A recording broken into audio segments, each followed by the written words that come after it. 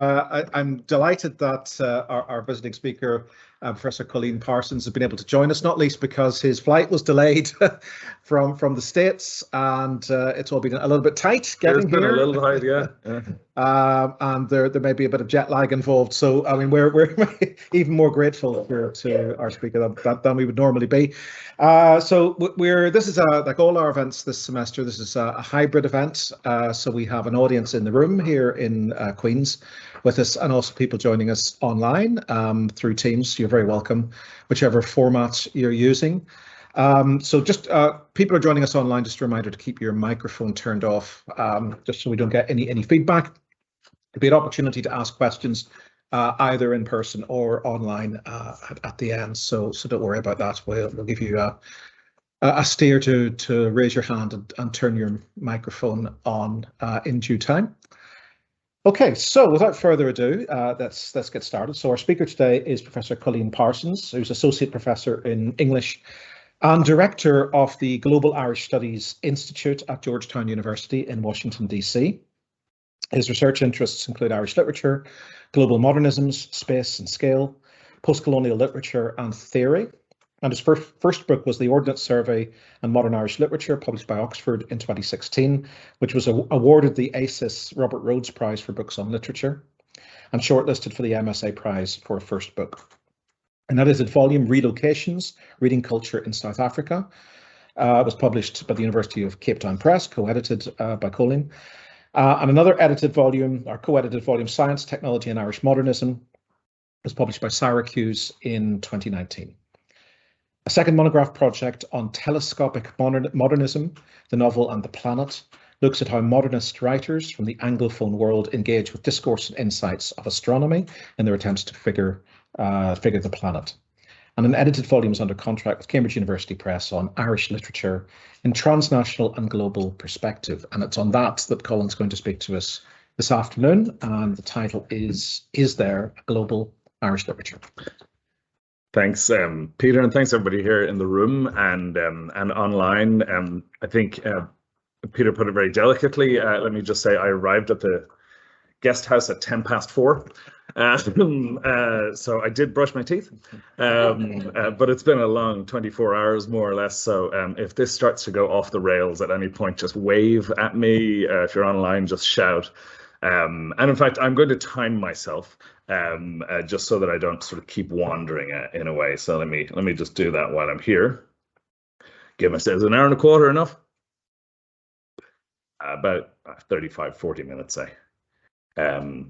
So thanks, Peter, for inviting me. This actually invitation came, I think, in 2019. Yes. But things have happened. Something that won't be mentioned. So it's a delight to be here finally, both talking about my own work and representing our Global Irish Studies initiative. And as Peter said, the talk I'm going to give today is drawn actually from sort of probably not great material for the talk, but from the introduction of a Cambridge volume I'm editing on.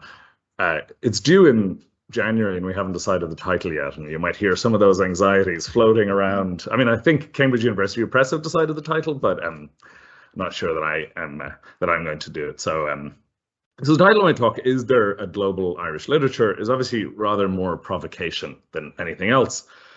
For what might a global Irish literature actually be? What model of global or Irish or even literature do we mean? And how exactly are these terms global and Irish articulated with each other? How do we trace the roots from global to Irish and back again? And are they nested scales or are they categorically different? And is global Irish literature an ontology? Is it a thing? Can we identify it? Or is it a hermeneutic? Is it a way of reading, a way of thinking? So that really is the nub of my talk today and the questions that are asked by all of the contributors to the book. But let's start maybe with a few obvious models of what we might think of when we think of something called global Irish literature, or at least what people have spoken of and written of. First, perhaps we could have novels written by Irish writers scattered across the globe, or Irish novels about the world with Irish characters traveling. In contemporary fiction, we could think about Naoise Dolan's Exciting Times set in Hong Kong, Jamie O'Connell's Diving for Pearls set in Dubai, or Keelan Hughes's Orchid and the Wasp, largely set in New York, during the Occupy Wall Street protests. Or we might think about work in which the Irish element is but a light touch, and the effort is on the part of the writer to imagine a world far beyond the daily experience of their lives, like Edna O'Brien's Girl, Colin McCann's A Paragon, for example, the subject of an essay by Fiona McCann from this parish, I think, or something like Ronan Bennett's The Catastrophist. These, especially when set in the global south, however, are few and far between. And as Joe Cleary writes, I'm going to be quoting a lot of Joe Cleary because he's published a lot of interesting stuff in the last 6 months, improbably. As Joe Cleary writes, in many ways, the Irish literary field remained even more restrictively Anglo-American in its focus than did the Irish academic world. Or more generously, it might suggest that it was harder for writers to create literary works capable of bringing the global south to narrative life than it was for scholars to engage with critical scholarship or critical theory in these regions. So he's questioning why there isn't a sort of greater engagement by Irish novelists, he's particularly looking at novelists, on the global south. In Cleary's recent work, he calls this kind of writing expatriate novels. We might think easily of expatriate writers. Of course, the sort of annals of Irish literature are littered with expatriate writers, but the term the expatriate novel refers to novels, again, Cleary, set partly or wholly outside Ireland. Irish writers who've lived abroad for longer or shorter periods, or those who've remained in Ireland and never lived in countries about which they write, may produce such fictions, these expatriate novels. However, expatriate fiction is by its nature an extended exploration of other worlds beyond the writer's nation state. Or maybe, if we were to think of global Irish literature, we might think of literature in which characters from far-flung parts of the world end up on Irish shores, like Mulatu Ucho-Okori's This Hostile Life, or Adrian Duncan's The Geometer Lobachevsky. Perhaps we can include something like Doris Lessing's The Good Terrorist in there as well. But the claim that these might have to being in some way global is rather loose, based as it is on peripatetic characters, on characterological analysis, or on locations. They appear in locations to which they are not native born. A novel, that is, just like any other novel, except in its switching of characters or locations, not formally different in any way. If you've been paying attention, you'll notice that I've spoken only about novels, except for Mulatu Okori's 3 short stories in This Hostile Life.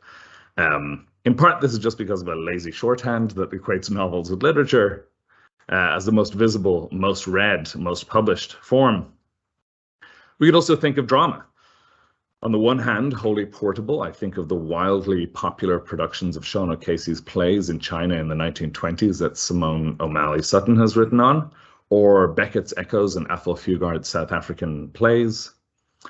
On the other hand, we could also think about dramatic productions themselves, and when we shift from drama as literature to drama as performance, this offers a challenge to any notions of ease of portability. Patrick Lonergan, of course, has covered much of this ground in his 2009 book on globalization and Irish theatre, and I'll talk about that book again shortly.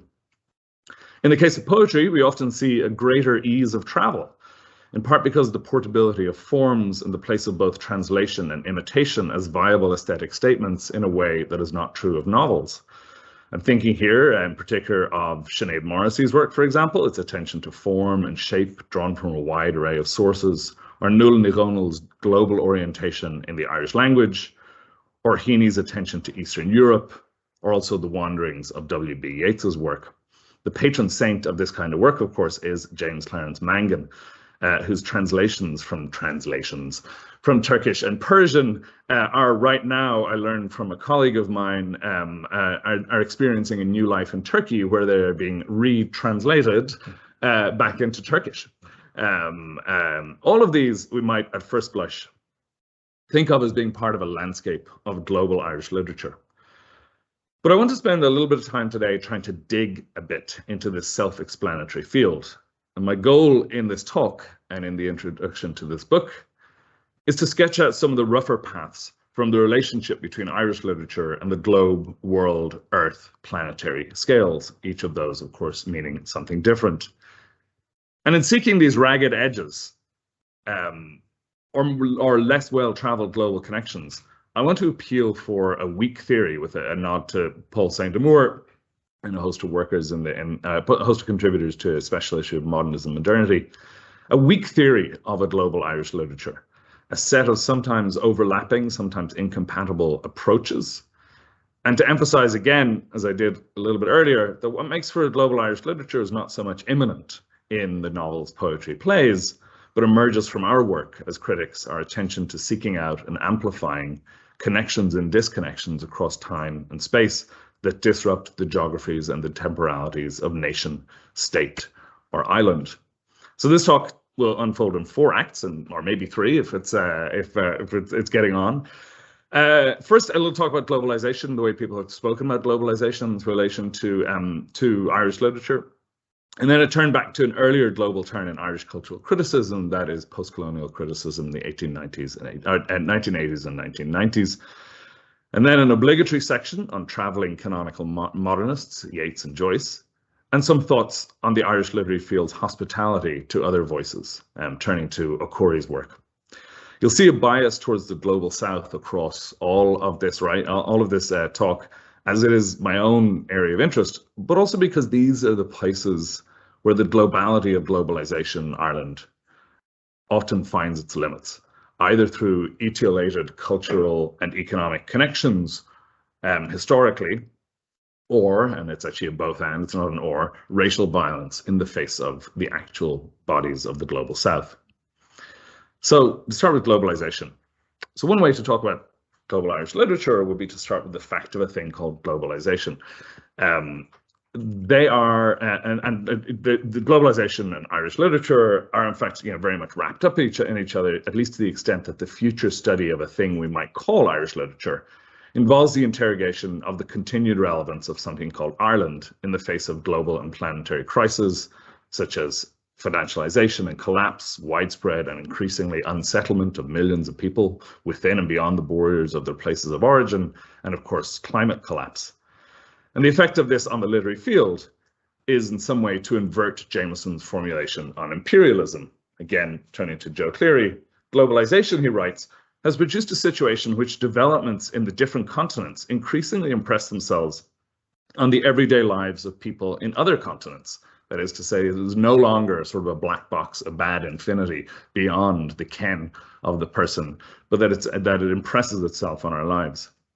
And Patrick Lonergan, to turn back to that work on globalization in Irish theatre, Patrick Lonergan published this book in 2009. So if you think about that as just sort of finished at the tail end of a massive race of global financial expansion, he takes a sort of an upbeat attitude. Globalization's transforming theatre everywhere. As writers seek to exploit new opportunities to produce their work internationally, audiences are seeing the world and the stage differently. And as national boundaries have become more fluid, the barriers between economics and culture are also becoming weaker. An interesting claim that as these borders, geographic borders, are becoming more fluid, the barriers between economic and culture are becoming weaker. I'm not sure how that works, but it seems to be behind also Joe Cleary's claim. The signal moment, if we are to believe recent work by a whole host of scholars, of the inescapable globalization of Irish literature and culture was the apex of the Celtic Tiger and the subsequent 2008-2009 to the present financial crisis, in which a highly exposed and vulnerable national economy in the South, and I'll return to that in a minute, what's usually keyed as dynamic and open, of course, collapsed, and economic sovereignty was ceded to the European Commission, the IMF, and the European Central Bank. While I was waiting for my flight last night, somebody from the World Bank was sitting beside me and talking to me about how she was flying over for their annual basic, stress test of the Irish economy. I was like, oh, I'm writing about the World Bank. I didn't say that. Although actually, Antiva Kumar, if you know this, is a great term, World Bank literature. To sort of capture some of this relationship between a particular sort of economic form. So there has been sort of, growing, and I'm going to, take slight issue with this, but not by pushing back against it, but by recognizing this sort of, in a way, the centrality of this one argument. A growing relationship between the Celtic Tiger crisis and changes in Irish literature and culture. So Aidan Beattie and Peter Hession, in their introduction to a really good recent radical history review, comment on the irony of the cultural nation building and economic globalization taking place at the same time in the early 2000s in the Republic.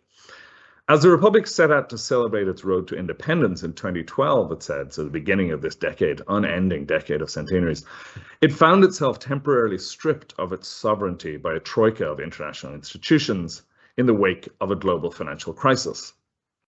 Or as John Kerrigan very recently in the LRB wrote, the financial crisis made it impossible to think about the Republic only in national or post-colonial terms, given its global dimensions and the role of the Troika, there it is again, in bringing back austerity and emigration.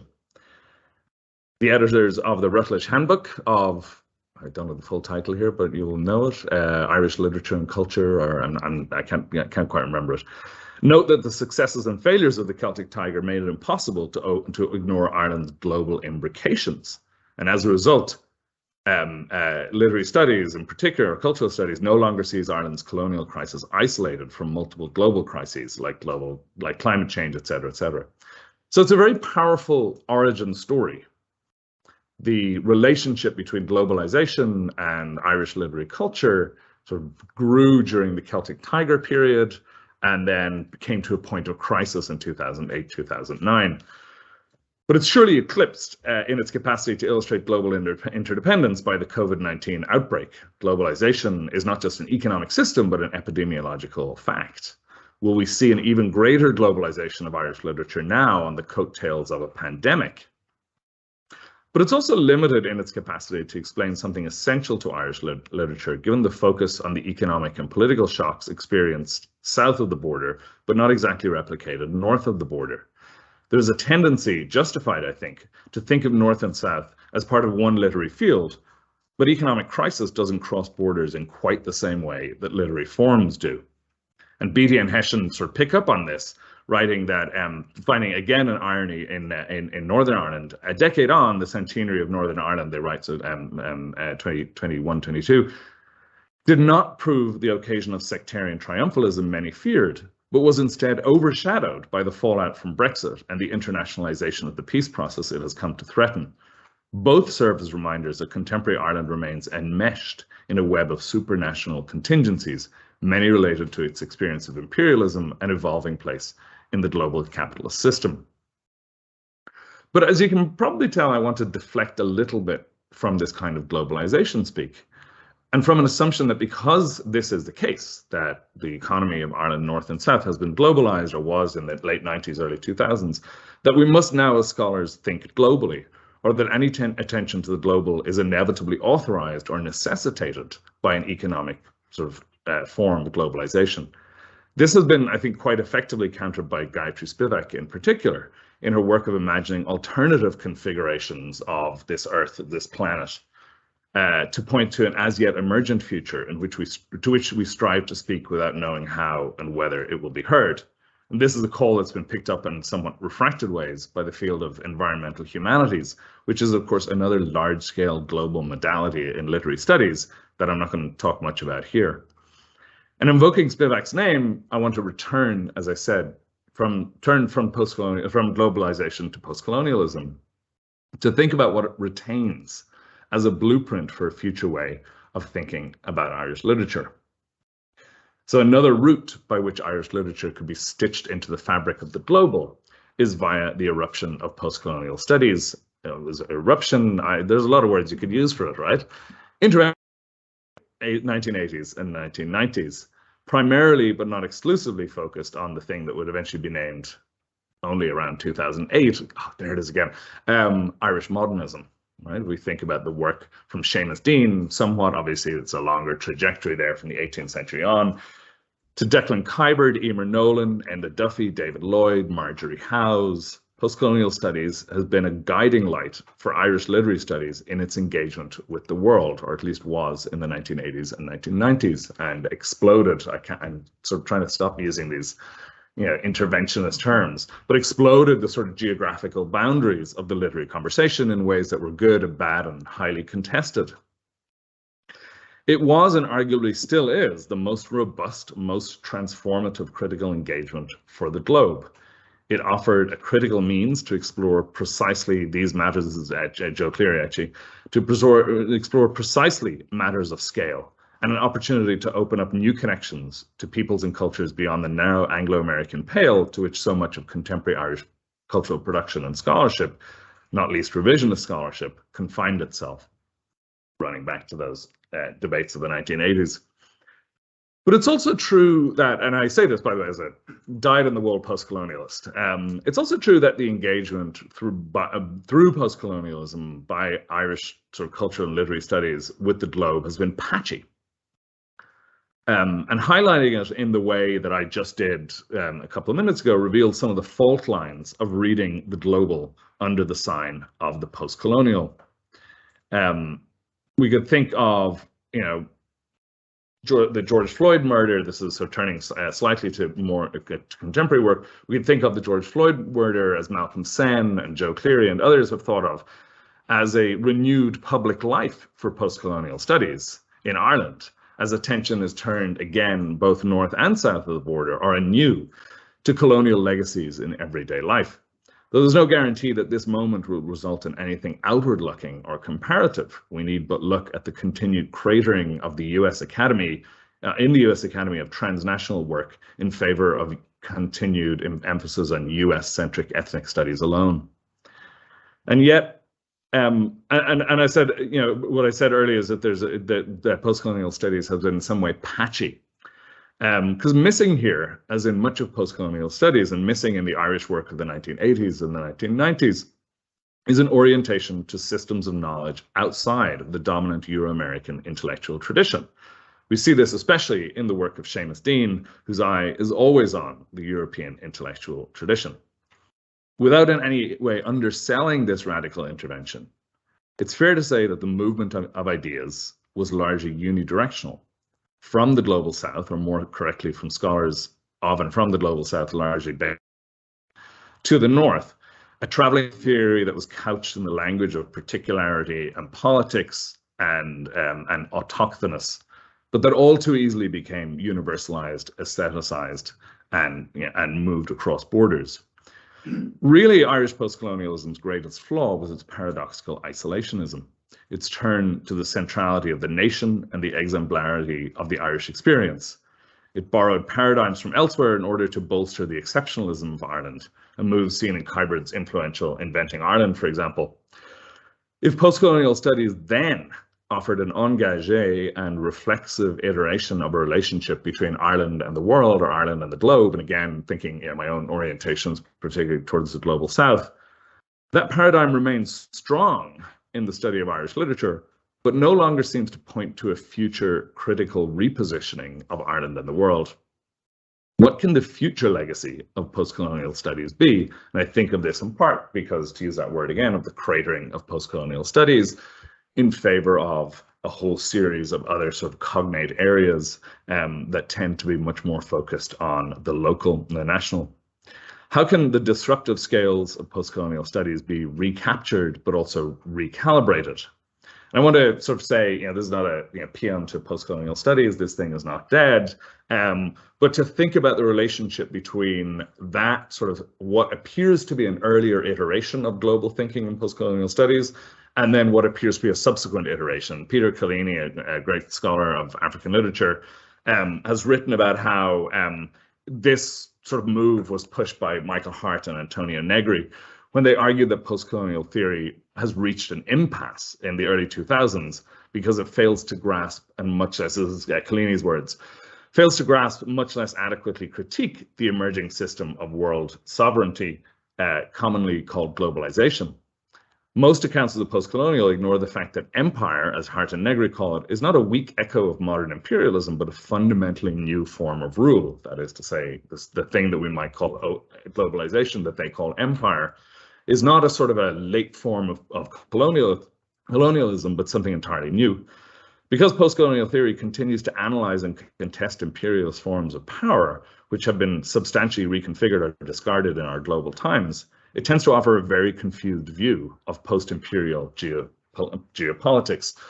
But Cóilín has pushed back against this sort of stagist idea of first post-colonial, then globalization, to ask about what remains of the sort of historical orientation of the post-colonial, what remains of a memory of empire and an understanding of the the impacts of empire. We could think about this another way. Another challenge to post-colonialism that has not been taken up in Irish literature in particular is global South studies, where again, as I pointed, there's sort of an actual engagement with systems and forms of knowledge from the global South that post-colonial studies was never able to properly engage with. So I'm going to move on to, those are sort of two models, one very recent, one an older model, neither of which seems to fully sketch out a kind of a complex or supple relationship between Ireland and the globe, but they're two influential models. So I'll think of two examples. This is where we get to actual examples.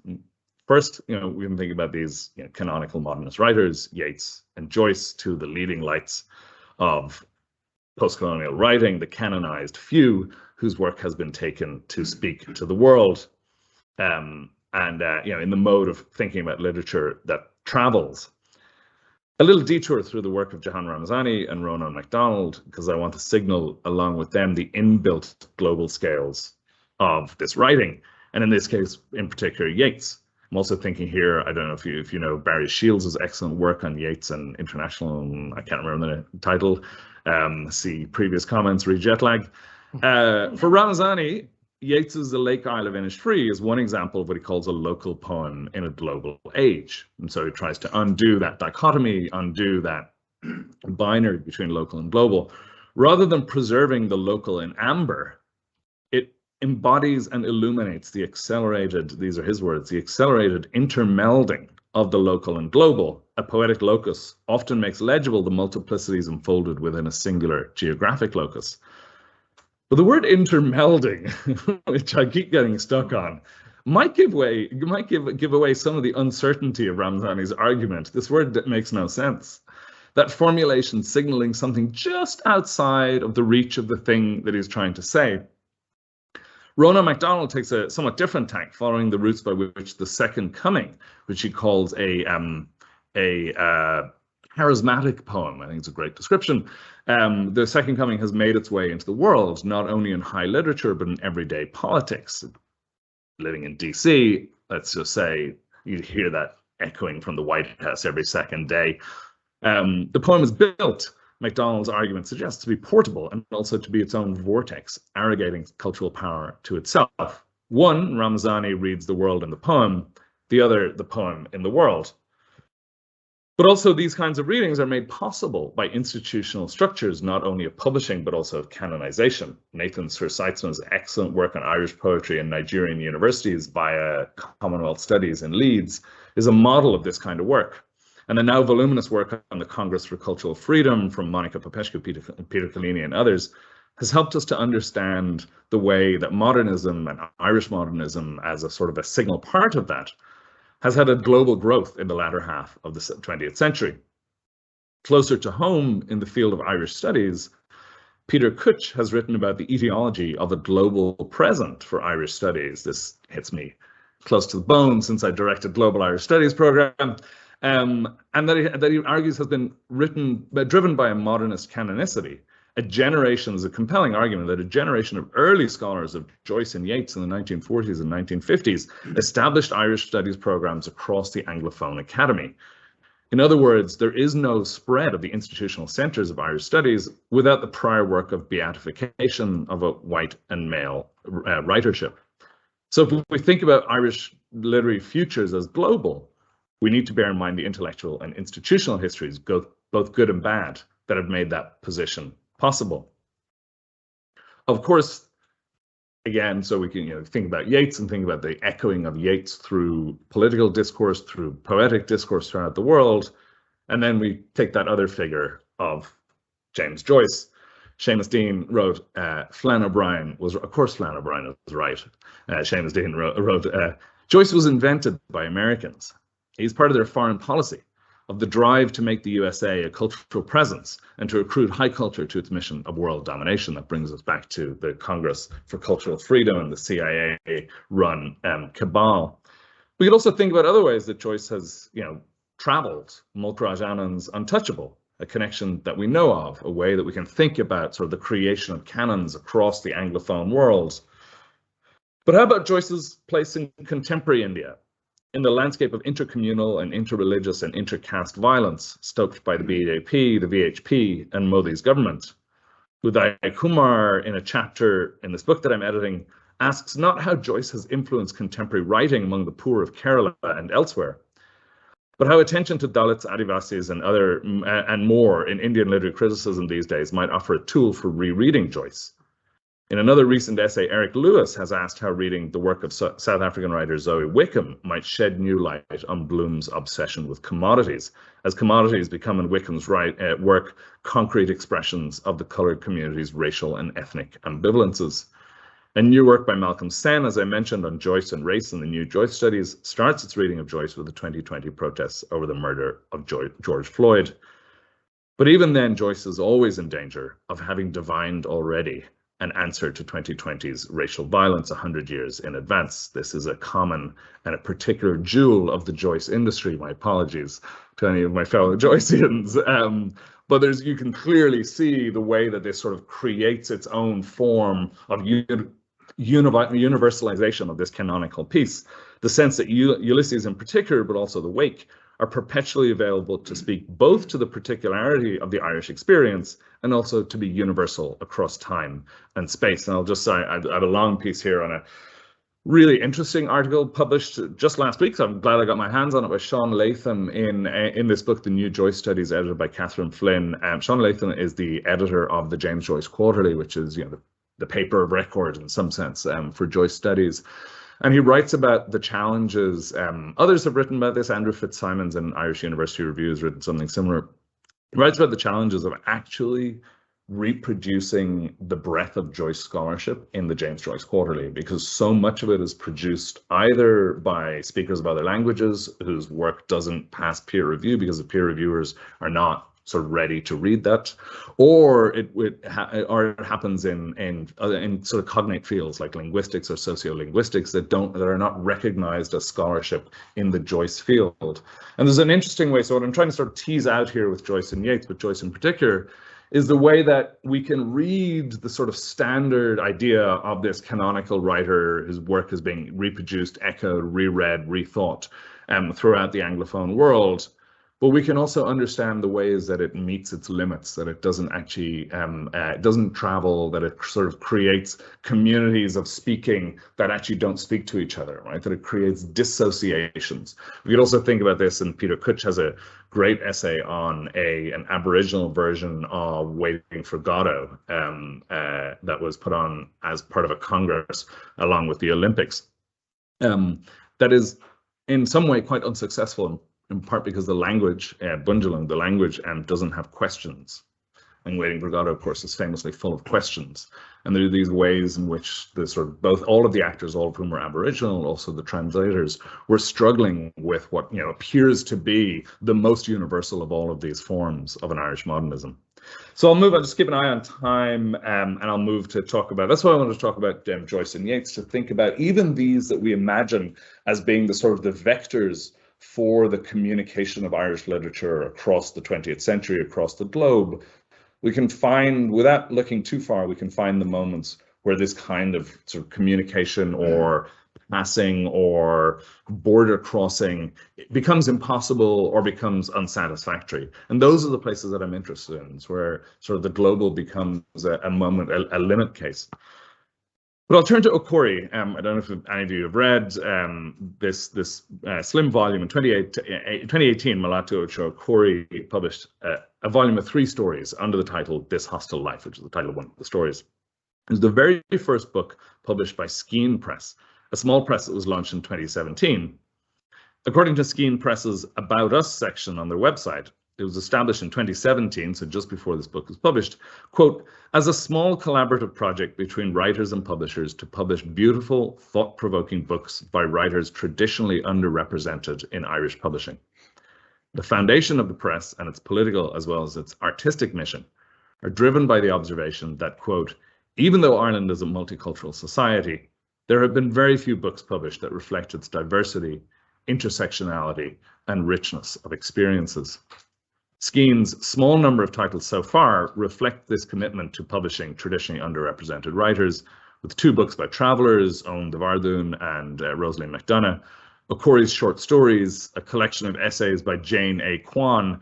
Kwan describes themselves as, quote, in no particular order, a queer, transmasculine, non-binary Asian American who received their Master of Arts from University College Dublin. In beautifully produced volumes, Skene Press is indeed bringing to the public, though notably not much outside of Ireland and the UK, a set of new faces in Irish writing, broadly conceived.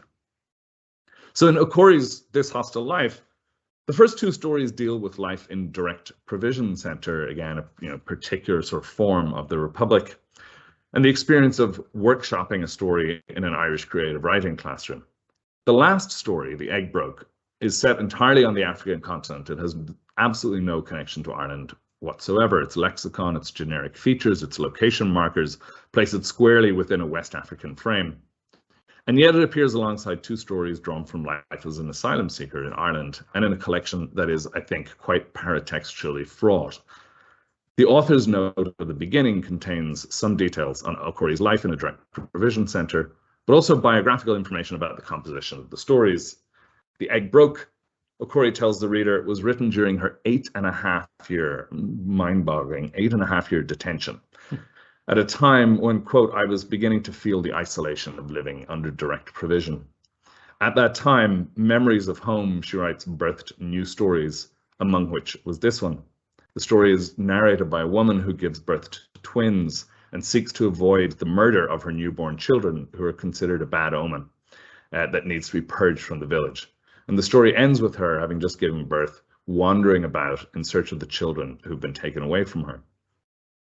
The author's note at the beginning is relatively short, it's about 8 pages long, but the volume is anchored then by a 20-page essay and bibliography at the end, written by legal scholar Liam Thornton. The whole thing's about 80 pages, so it takes up a quarter of the book. It's in part guided by this observation and question about The Egg Broke. So if you remember my little summary of the plot of The Egg Broke, he writes, we don't know what happened to the protagonist or her twins in The Egg Broke. The story raises significant and important questions around the right to seek asylum. Would the protagonist, if she managed to escape from her country, with or without her children, be entitled to refugee protection in another state? The question sets in train a whole series of observations about the asylum system in the Republic of Ireland and a damning indictment of government refusal to treat asylum seekers as autonomous persons whose dignity it's obliged by law to secure. The afterword, of course, emerges from a discipline not in general all that concerned with the work of imaginative literature. This is nothing against Liam Thornton, a legal scholar. So I don't take any issue with it as a piece of scholarship. But that question about what would happen if the mother in The Egg Broke were to seek asylum strikes a strange note. Yes, O'Corey was herself seeking asylum when she wrote the story, but nowhere in the story do we get the sense that the narrator intends to leave home, or that her horizon of expectation isn't elsewhere outside of her community, her region, and certainly not her continent. Set in the early 1900s, the story does not imagine exile or escape as a possibility of its characters, nor does it imagine a salvation at the hands of a European benefactor, except insofar as the narrator briefly engages the idea of converting to Christianity. This misprision, situating the story in this way as having a sort of an end point that will be the final asylum seeking or refugee status of the narrator, identifies O'Corey and her characters only as supplicants, as seekers after a life of dignity that the Irish state refuses to deliver. 4 years later, in 2022, Skene Press republished the book. They published a second edition, this time with an updated afterword, also by Liam Thornton. And while the short stories themselves haven't changed at all, so the substrate on which this is built is completely unchanged, the world that they inhabit has shifted. This essay, Thornton writes, strikes a more hopeful tone than the previous essay I wrote for this collection of short stories just a few years ago. This is thanks to more awareness of migrations, more appreciation of the need to listen and learn from those subject to institutional prejudice. While the legal landscape and the juridical landscape may have changed quite significantly in just 4 years, other aspects of this publication remain stuck in time. The 3 stories are still drowning in paratextual materials, contextualizing, explaining them, pointing to their value as being primarily sociological or political, as the output of an asylum seeker giving key insights into the process, the push factors, the experience of arrival, and of writing about that arrival.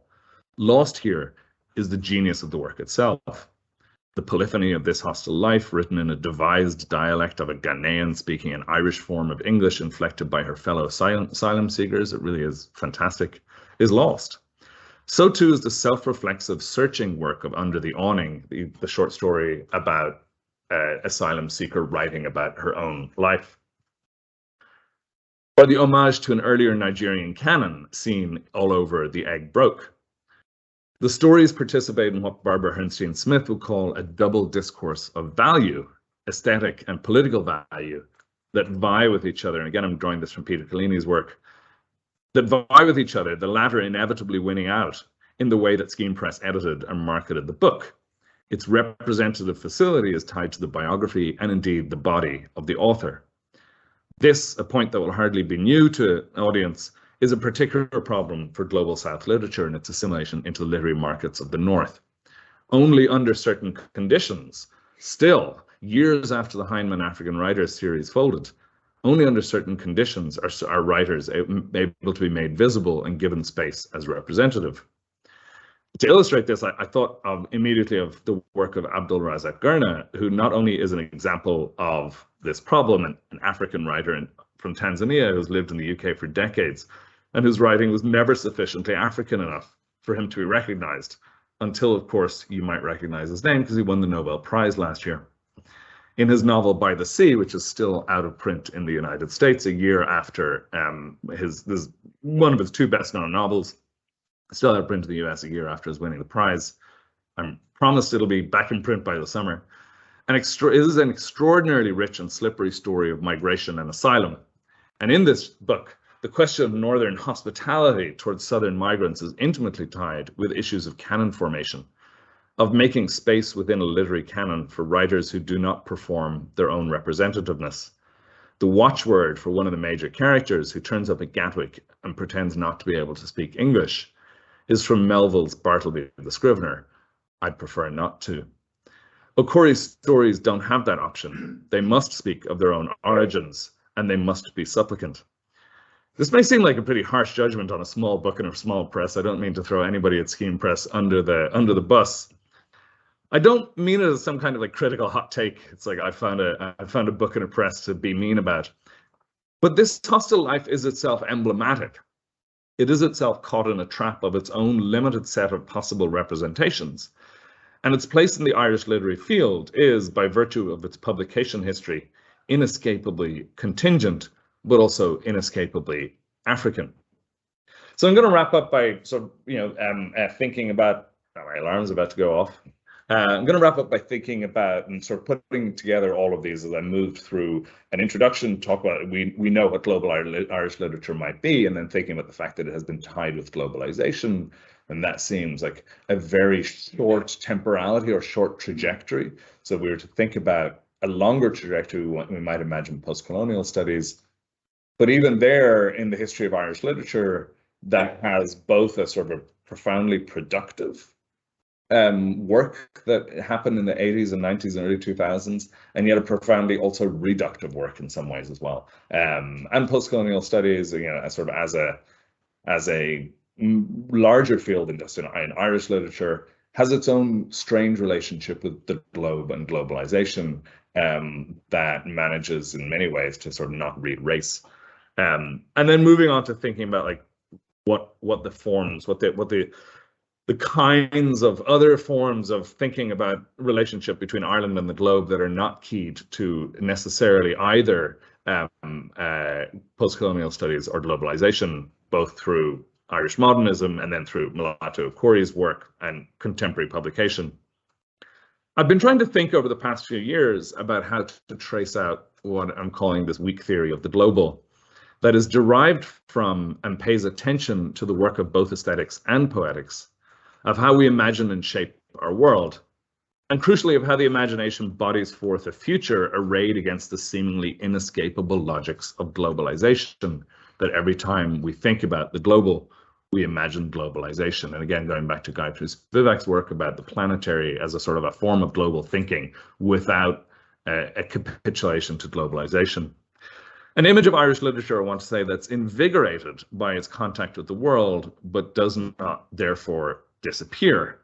That is attentive to the tensions between the textures of the particular and the imperatives of the planet. And I'm thinking a lot about the work of Natalie Mielis here on comparison of incompatible things, comparison of incomparables, and the work of putting together those that are not connected by logics of migration or movement or transnationalism, but that together concatenate into some sort of new forms of thinking. Indeed, it's the attention of the volume that I'm editing, not only to interrogate the globalization, global literature nexus, but to explore alternative forms of large-scale cross-border thinking that recognizes and amplifies the idiosyncratic nature of the literary text, which surfs alongside and yet departs from other economic, social, and cultural formations. In short, because Ireland is integral to a global economy doesn't mean that its literature and culture either necessarily result from, reflect, or perpetuate that material structure. And the work that I and these 16, 17 contributors are trying to do is to think about that phrase that I said at the very beginning, the ragged edges of the relationship between Irish literature and the global, to think about where there are misprisions, disconnections, and to imagine sort of forms of globalization that are forms of global literature that are not all encompassing. I'll leave it there. And I do welcome questions, but I might fall asleep.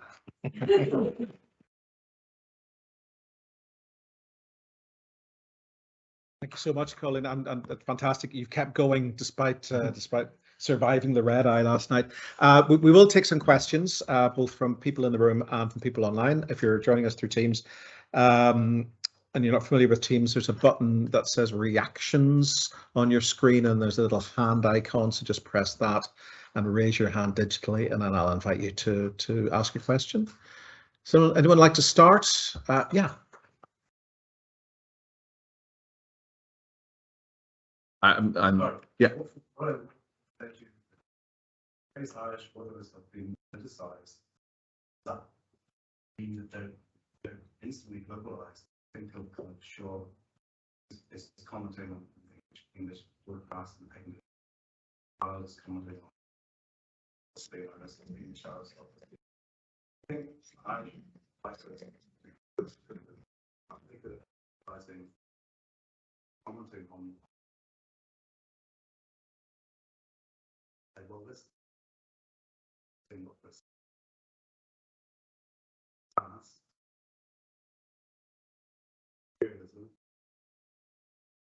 I think that we writers have a sense of them being in Ireland. Yourself.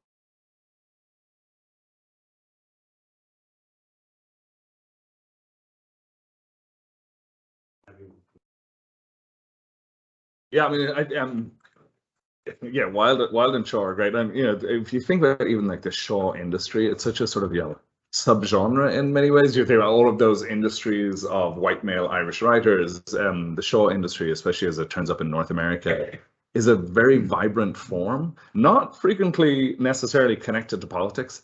But Shaw's a fantastic example of, in part, this thing that Joe Cleary was talking about, of a difference between expatriate writer and expatriate fiction, and it's fiction in general.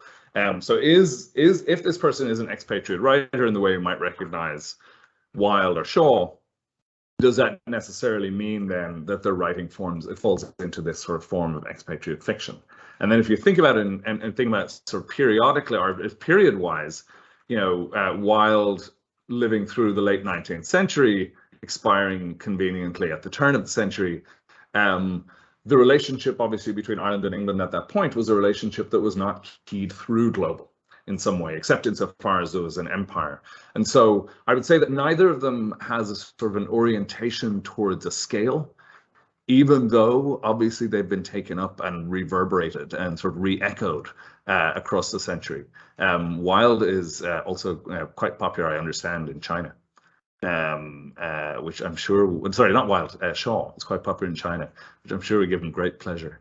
So in a way, there's like I'm kind of trying to think about those who at least have some kind of scalar reach that is self-conscious. But then also, what I said there at the end is like, it's not necessarily either the content of the fiction itself or even the content of the body that produces the fiction, but actually the way that we create sort of concatenations and readings across worlds.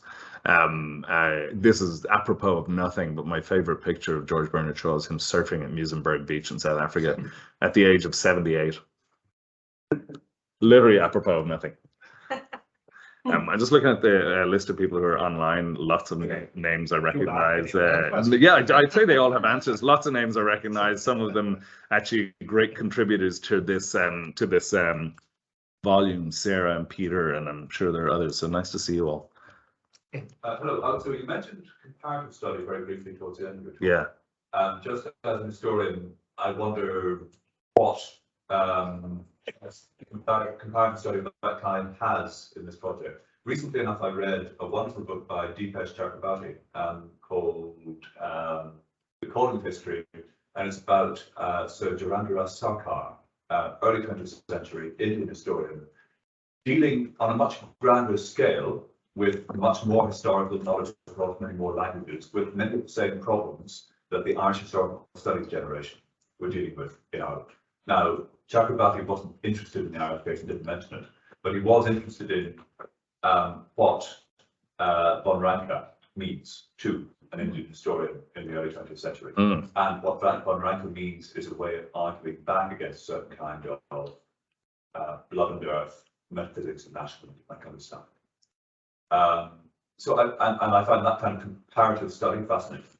Yeah. So could you expand a bit on what role you think comparative study as such has in this kind of project? Yeah, I love the idea of these sort of two, in a sense, these two conversations speaking back to von Ranke, who's it's easy to take issue with in the early 20th century. I would say, and going back to, I mentioned Natalie Mielis's work and the comparison of sort of incompatibles in some way.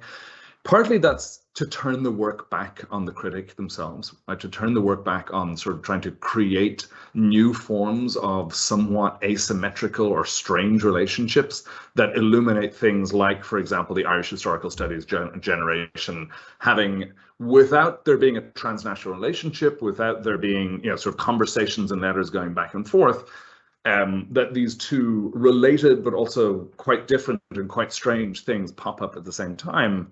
And of course, the question with comparison is always, well, what do we learn about the difference in that stage? How do we make as David Lloyd sort of constantly talks about in terms of Irish comparativism in the 1990s, he thinks that it has to be differential analysis, right?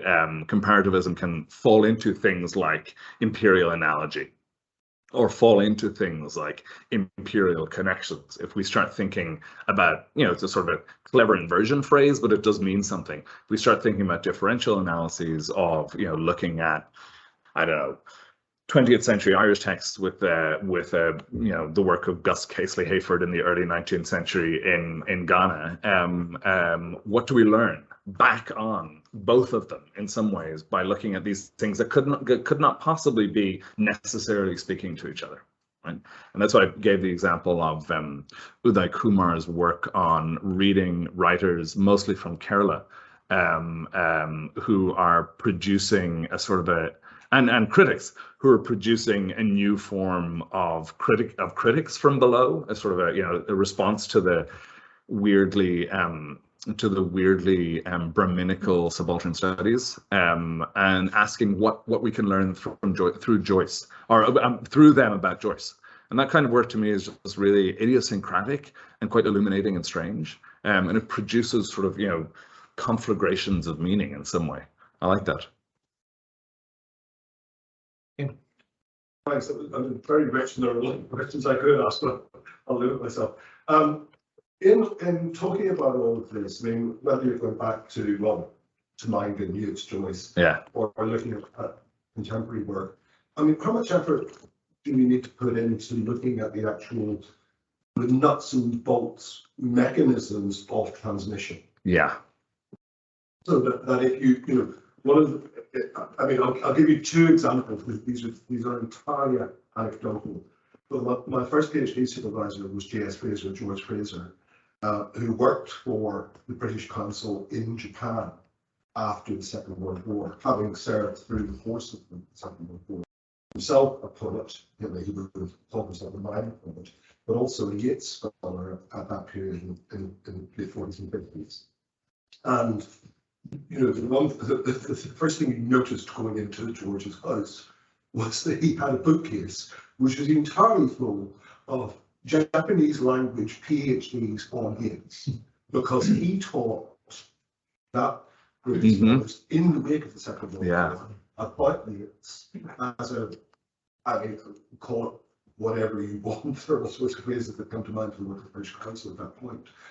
But that if you ever think about why is Yeats so important in Japan, actually to some extent it's because there were one. I mean, there was a generation of them, but George was the one I knew, of one person. Or similarly, I think of the way in which Joyce gets to Taiwan, which I know about because of a student who looked at Joyce in global and local contexts. And I got her to write a final chapter on how she got interested in Joyce and how therefore Joyce arrived in Taiwan. And a big part of the answer to that, and it's quite a complicated story, as you can imagine, but one part of the answer to that was the Jesuits, who were responsible to a degree for the structures of the education system in Taiwan. So I was lecturing at the time when I went out there at the Normal University, which of course is run by Jesuits, and French Jesuits. So it's those sorts of nuts and bolts mechanisms. As I said, I mean, there's two ways of thinking about nuts and bolts mechanisms. First, and I think something like Nathan Seitzman's work on Irish poets in Nigeria is just a really clever way. And interestingly, I'm trying to remember, is that Uli Bear, who was essentially the teacher of Irish literature in Nigeria during the Biafran War. He left and he moved to Fiji, and Maeve Long is writing a book about the sort of origins of the teaching of English literature in Fiji. And it was this guy who had been in Biafra, who moved to Fiji, who set up the teaching of English literature in what were normal schools in Fiji. And those become then sort of, in a way, those become a slightly different project. They become a little bit more like my PhD supervisor, Gauri Vishwanathan, on the sort of the formations of the discipline in some way. I'd be interested, this is like to throw this back at you because I don't have an answer, but I'd be really interested to know, and I think about this in relation to Yeats studies or Joyce studies in Japan and Korea and Taiwan. And again, Andrew Fitzsimons has a good essay on this in the Irish University Review from a couple of years ago.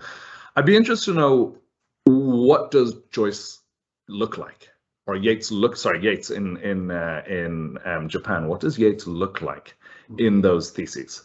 Right? What's the version of Yeats? Is it a version that is particularly attuned to to questions that are inherently Japanese or that come from a Japanese context? Or is it a sort of a direct lineage through this sort of, I presume, Irish or British trained scholar? Well, I mean, the difficulty talking to George about this so much years ago was that, of course, all of these theses were in Japanese. And this is part of the thing too. Yeah. But the hook is Joyce's own, or Yeats's own attention to certain aspects of. Yes, obviously no dramas and whatever. Yeah. Swords and ceremonials. Yeah. So certainly that was kind of a hook. On the Joyce side in Taiwan, I mean, Joyce had, seemed to me, from the account that Ealing gave their thesis, and then when I was out there talking to Joyce scholars out there, that there was a sort of twofold thing. I mean, one was that the first translations of Joyce arrived into what was explained to me as a very traditional and conventionalized literary culture, and suddenly there was this, blimey, you can do all of these sorts of things. You can do all of that. But there was a political Joyce as well. Yeah. Because I said, well, why are you still interested in Joyce? And I said, small island, big apartment neighbor. How do you write about all of those sorts of things? And Joyce was a model. Yeah. So that's both an aesthetic or just a formal and the political choice. And keyed to, essentially to one person. So I don't have an answer to it, except, these sort of transnational forms of transmission are really interesting. They're not what this book does. They're not what we're doing here. Part of it is that we're moving a little bit more towards the sort of slightly incompatible comparisons, because there has been a lot of work done on those transnational forms of transmission, and we could certainly do a whole lot more. But it's a you think about the cousins in India. You think about, again, O'Casey, so Simone O'Malley Sutton's thesis on Sean O'Casey in China. This work exists. It's great work, and it comes down to what happens to O'Casey or Joyce or Yeats when they get there. The other thing I was just going to say very quickly, I realize we've had a back and forth, is that the other form of I think the nuts and bolts mechanism is that there's also nuts and bolts mechanisms around funding for scholars, right? Who are the scholars who, say, in my case, have been lucky to find jobs in numerous places where they get to encounter literary cultures that are not theirs and be embedded with them? Who are the scholars who have the capacity to travel? Are they contingent scholars? Are they full scholars? Where do they teach? I mean, this is an important thing. Like when we talk about an emerging future of a sort of a critical global Irish studies or global Irish literary studies, what does that look like, and who gets to do it, and who gets to be rewarded in doing that? I think that's really important. And a scholar in Limerick, I think Cóilín asked that of me a couple of years ago, and I've been thinking about that for a long time. Like, is this a new form of traveling theory where sort of privileged elites get to do this kind of thing? I think that's a great and really important question. Something that has just been published, and which I was very surprised by when I got first sight of it. The translations of Seamus Heaney runs to over 700 pages. There was a traveler or somebody. Yeah, it wasn't just Eastern Europe. No, of course not. Yeah, that was like that was a particular focus, but yeah, no, it was huge. Yeah, thanks. There is it. Yeah. Okay, just to remind the people online, I mean, if there are problems with buttons, just kind of unmute yourself and go ahead and ask the question if you have one.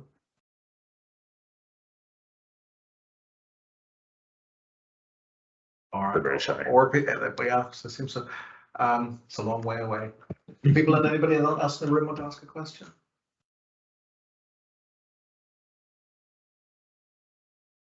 Oh, okay. So I think we're one last pause to see whether we have any online questions. No, okay. So I think we'll wrap up there for today. Thank you so much, Colin. That was wonderful. Lots to think about there, and we appreciate you coming all the way here to share your current research with us. Can we thank him in the normal way with a round of applause? Thank you. Thank you. And thanks to everybody online as well. Again, looking at your names, nice to see you all, and I hope I didn't butcher your actual research here that you're working on in giving it a sentence, but nice to see you. And yeah, thanks for being here in person as well. And just a reminder before everyone goes, we do have another seminar next Monday at 4:30. It'll be Dr. Roisin Higgins, University of Teesside, on the subject of, you didn't see it, but you could hear the echoes and the sounds and silences of the Troubles. That's based on her current project on the sensory history of the Troubles. So if that's of interest to you, please join us either online or in person next Monday at 4:30. Okay, good afternoon.